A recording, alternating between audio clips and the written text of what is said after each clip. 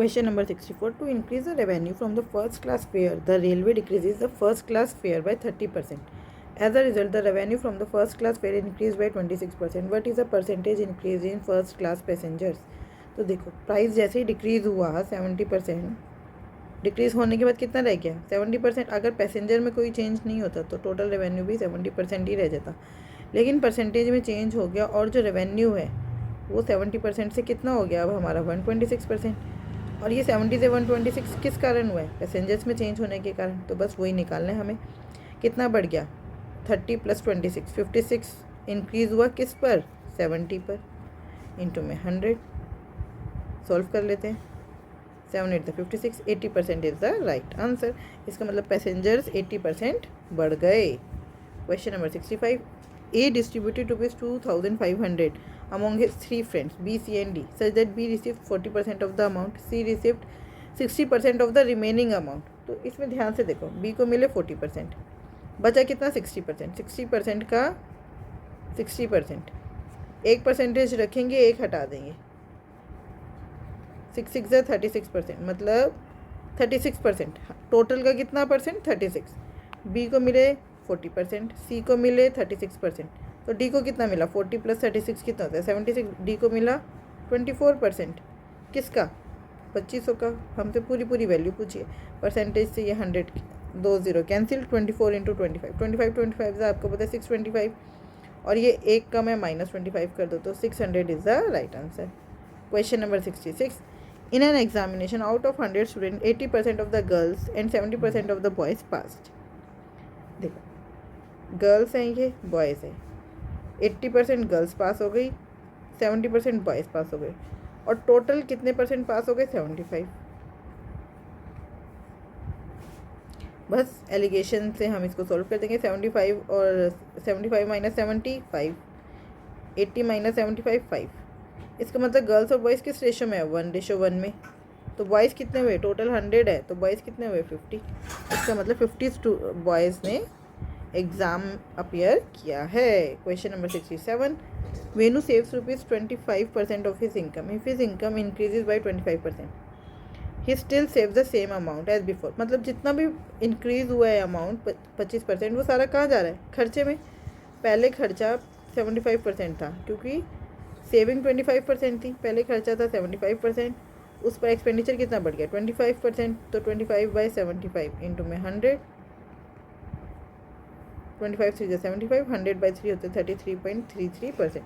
तो एक्सपेंडिचर कितना बढ़ गया 33.33%। Question number 68. At a restaurant Ravi paid ₹15% more than the Vinod, whereas Gopal paid 20% less than Vinod. देखो विनोद जो है वो हमारा मिडल वैल्यू है, विनोद से कंपेयर कर रहे हैं। ये विनोद, ये रवि और ये गोपाल। अगर विनोद ने समझ लो 100 रुपीज़ पे करें, तो रवि ने उससे 15 ज़्यादा 115 रुपीज़ पे करें, और गोपाल ने उससे 20% कम मतलब 80 रुपीज़ पे करें। तो रेशो जो है वो और सिंप्लीफाई कर लेते हैं। ये हो गया 23, ये हो गया 20 और ये हो गया 16। इन तीनों को ऐड करते हैं, कितना आया 23 + 20 + 16 6 और 3 9 और 59 आ गया। मतलब 59 टोटल वैल्यू उन्होंने पे करी है, लेकिन यहाँ पे कितना है 3540। इसका मतलब 59 इज़ रिप्रेजेंटिंग 3540। तो विनोद ने कितना पे किया है 20। तो बस 59 × 59 59 6 आ। मुझे कैसे पता चला 6 पे ही जाएगा। 9 6 54 होता है, लास्ट में 4 6 पे ही आ रहा है। आप मल्टीप्लाई करके देख लो तो 354 ही आएगा। तो ये हो गया 1 की वैल्यू हो गई 60, तो 20 की value 6 2 12 1200 is the right answer. Question number 69. In a supermarket, the cost of a certain item increased by 40% and its sales decreased by 80%. What is the net increase or decrease in revenue of that item? देखो अब इसमें इधर की बात हो रही है, ये रेवेन्यू होता है, ये प्राइस और ये सेल है ना। प्राइस कितना हो गया, जैसे 40% बढ़ा 140% हो गया, और जैसे ही सेल डिक्रीज़ हुई 8%, तो सेल कितनी रह गई 92%। तो मैंने कहा था हमेशा एक परसेंटेज को ओपन कर लेंगे 92/100। अब देखते हैं टोटल रेवेन्यू कितना परसेंट हो गया। 1 0 से 1 0 कैंसिल हो गया। 14 × 92, तो 14 × 92 करना बहुत ईजी है। 14 2 ज़ा 28, 49 ज़ा 126 और 2 128 बाई 10 भी है तो 128.8%। अब रेवेन्यू कितना हो गया 128.8%। कितना इंक्रीज़ हुआ, ओरिजिनल रेवेन्यू 100% था, अब हो गया 128.8%, तो इंक्रीज़ हो गया 28.8%। Question number 70, Adam purchase 20% more chocolates than Bali. The price of each chocolate purchase by Bali is 50% more than the price of each chocolate purchase by Adam. देखो ये एडम है, ये बाली है, ये चॉकलेट है, नंबर ऑफ़ चॉकलेट्स मतलब, और ये है प्राइस। एडम 20% मतलब 1/5। अगर Adam purchase 20% more chocolate than Bali, तो यहाँ पे बाली के पास अगर 5 है, 20% की वैल्यू देखो 1/5। अगर बाली के पास 5 चॉकलेट है तो एडम के पास कितनी है 6, और 50% मतलब 1/2।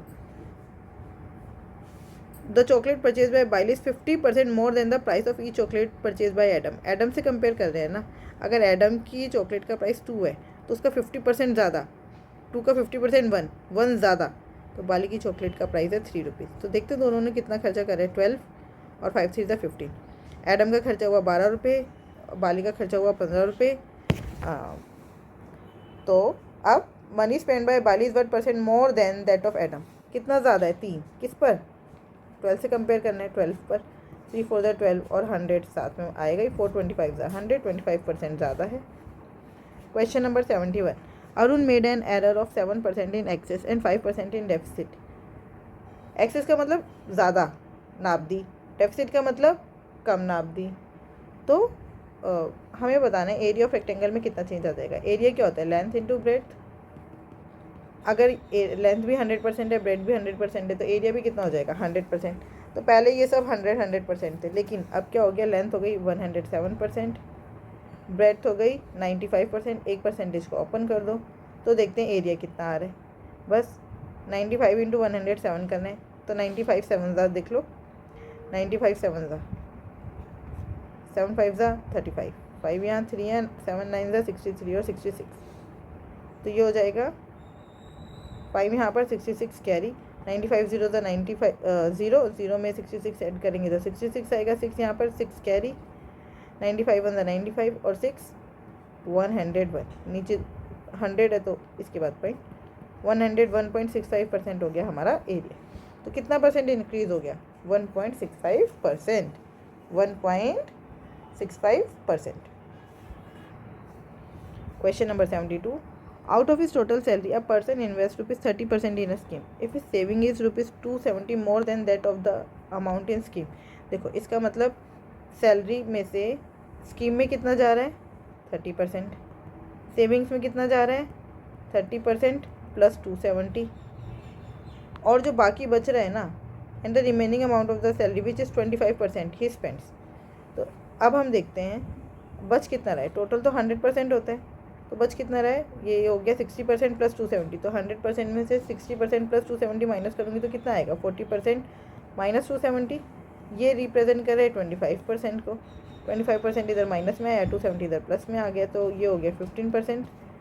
270 को रिप्रेजेंट कर रहे हैं, और हमें वैल्यू किसकी निकालनी है, सैलरी की, सैलरी निकालनी है। सैलरी कितने हैं 100%, तो 270/15 इंटू में 100 बस 5 3 15। 270 को हम ऐसे भी लिख सकते हैं 27 इंटू 10, तो ये इंटू में 5 2 10 हो गया, 3 9 27, 9 2 18, 1800 is the right answer. Question number 73, A sells is good 10% cheaper than B and 10% dearer than सी।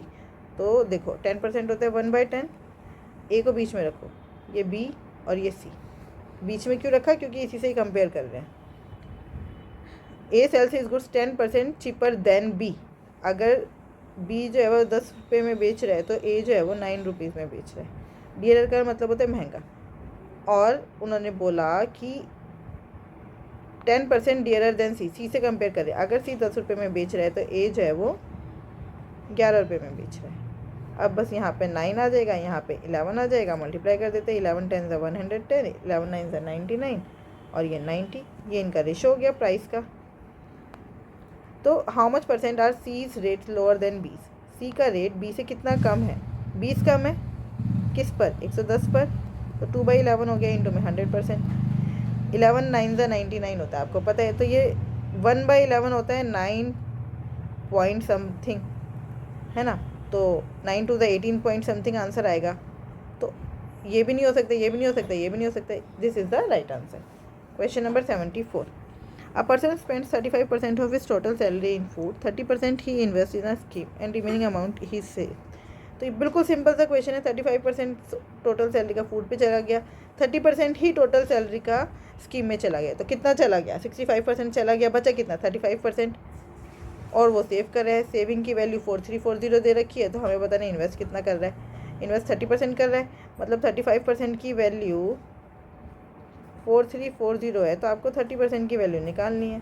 बस वही 4340 अपन में 35 इंटू में 30, 7 5 ज़ा 5 7 ज़ा 35 इंटू में 2 हो गया। कैसे करा मैंने इसको मान लिया 434 इंटू 10, तो 5 टू द 10 का कैंसिल आउट कर दिया। 7 1 ज़ा 7, 7 6 ज़ा 42 बचा 1, 7 टू द 14, 62 इंटू 2 इंटू 3, बस ये हो गया। 3 टू द 6, 6 टू द 12 का 1, 6 6 ज़ा 36 और 37, 3720 is the right answer. I hope आपको ये बहुत अच्छे से समझ आए होंगे। Keep practicing. और अगर आपको कोई भी डाउट है, आप टेलीग्राम चैनल ज्वाइन करके वहाँ पे मुझसे पूछ सकते हैं। तो टेलीग्राम चैनल का लिंक है मैथ्स PS